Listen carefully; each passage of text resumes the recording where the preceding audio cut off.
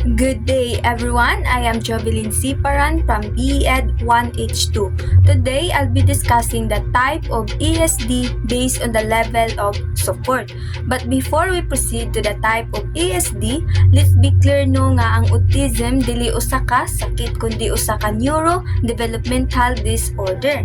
Meaning lahi ang pagdevelop sa ilahang brain. So as a future educator, kailangan jud nato og taas nga pasensya para nila. So now let's dive to the three different levels of ESD. So, the level 1 of ESD is the requirement support. Mao ni ang gitawag og high functioning, gamay ra ang ilang need na suporta like makastorya ra sila but maglisod lang sila og kanang social interaction. Next is the level 2, requiring substantial support. So, diri nga level is maklaro na nga maglisod sila og communicate ug mas daghan silag repetitive behavior unlike sa level 1. Like for example, instead of mo na sila nga teacher, manghulam ko og lapis. Ila ra hinoong itudlo or mogamit sila og keywords like lapis, kuha. So ingon ana ang requiring substantial support. Next is the level 3, requiring very substantial support. So this is the severe level. Profound ang ilahang communication difficulties ug highly rigid ang ilahang behavior. Sila ang nagkinihanglan og full support and guidance. Like for example, ang bata di jud siya mo storya, through action ra sila kung na sila gusto. And kay highly rigid man ang ilang behavior, grabe kay sila mo meltdown like mo hilak, mo syagit ug unsa pa na diha. So mao to ang 3 levels of ESD no. So now let's move on to the causes of ESD. So, causes. So, ang ESD walay physiological markers, meaning dili mahibal-an nga kana nga bata na ay autism during pagbuntis sa mother. And based sa studies, this involves sa neuropathology na ay partial disruption part sa ilahang brain like the limbic system o the cerebellum. So, ang limbic system is mao na ang for emotion, just like what I said earlier nga ang bata nga na ay autism is grabe kayo mo meltdown, and ang cerebellum is for motor control. So mao na ang uban is clumsy kayo og nilihokan. Genetic and environment factors. So ang autism kay pwede makuha from genetic and environment like na external factors from environment while gabuntis ang mother. So mao to ang causes sa autism no. So ari na pud ta kung unsaon pagkahibalo nga kana nga bata na ay autism.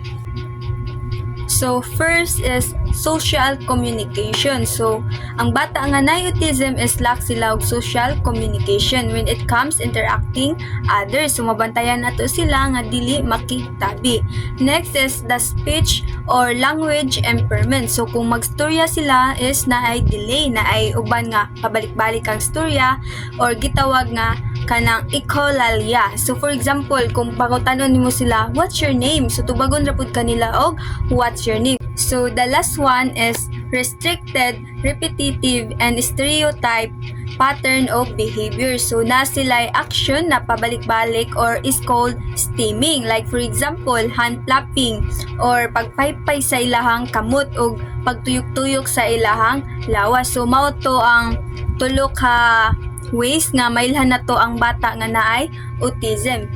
So, ang bata is pag naay autism is daghan silag mga sensitivities or sensitive. So, first is visual input sensitive. So, sensitive sila sa mga buta nga magtuyok-tuyok like electric fan or gitawag na to og fixation. And sensitive pud sila sa mga sobra kahayag or gitawag na fluorescent lights. Next is auditory input sensitives.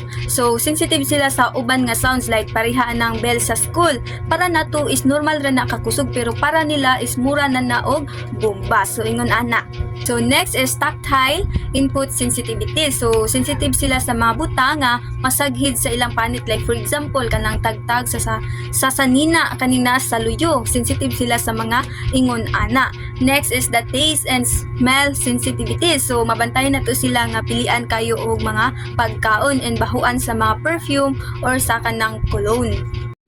So next is proprioceptive input sensitivity. So sensitive sila sa mga posisyon sa ilahang lawas unsahay. Like ang bata heavy-handed, so kung magsuwat is duot kayo ang lapis. So mao na ang gitawag og proprioceptive input sensitivities. Next is vestibular input sensitivity. So sensitive sila sa pagbalance og movement sa ilang lawas.